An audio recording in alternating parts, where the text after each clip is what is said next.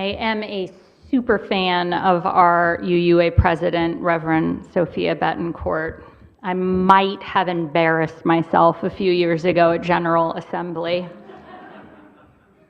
Of course, she would have never made me feel that way. She is in and among the people, 3,000-4,000 people at General Assembly, and she just walks around and sits at vending tables near the places they're selling stoles and the like, and talks to people and hugs people and extends so much love and grace.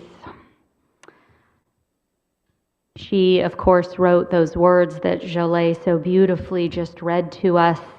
She's prophetic, she's wise.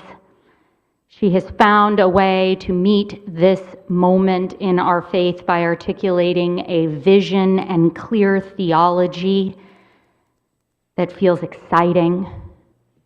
And it's all about love, in belief, in community, in relationship, in action. And let me tell you, she also does not mince her words about what this looks like and feels like when made manifest. She is not a participant in call-out culture, but I have watched her in real time call people in with love when words that they might use are harmful, etc., etc. She has a gift for calling people back into love and covenant. And she is serious about this kind of love in action, pushing us in ways we never might have expected. She knows that bearing such a love, as she says, is heartbreakingly large, and that the only way to do this is together. The only way. We, as Unitarian-Universalists, enter into covenant as a covenantal religion, as a promise-making, promise-breaking, because we're human, promise-remaking people. We do this and have been doing this for hundreds of years because we all of us, need a defense against the impulses we have that can challenge bearing such a heartbreakingly large love out.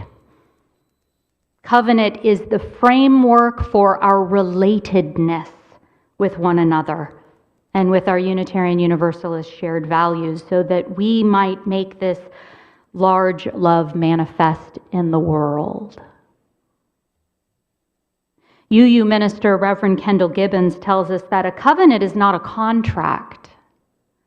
It is not made and signed and sealed once and for all, sent to the attorneys for safekeeping or guarded under glass in a museum. A covenant is not a static artifact, and it is not a sworn oath. A covenant is a living, breathing aspiration, made new every day, reinforced by forgiveness and grace when we stumble, when we forget, when we mess up, when we step on the toes of of our fellows, when our intent does not match our impact. That's just called relationship. We do this, she says, because what we build with intention gives our lives density and dignity and depth. UU minister Reverend Victoria Safford says it this way: a covenant is a promise I keep to myself about the kind of person I want to be, the kind of life I mean to have together with other people and with all other living things. A covenant is an aspiration to go deeper in relationship even with ourselves, to our best intentions, to our personal gods with all their names, and to each other. Covenant, she says, I love this, is the work of intimate justice. Intimate justice.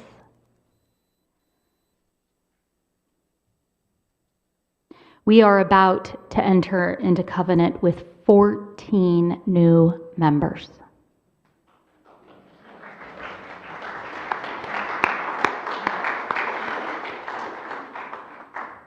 And I so honor the trust and faith it takes to make a decision to become a member of a church these days. Every one of these wonderful new members have thoughtfully and intentionally taken the time to discern this yes with us. They've asked important and hard questions, shared what they need from this community and what they have to bring and what they don't have to bring.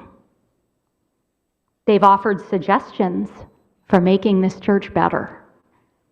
They've pointed out things we've missed or stopped noticing, because that happens when you've been here for a long time.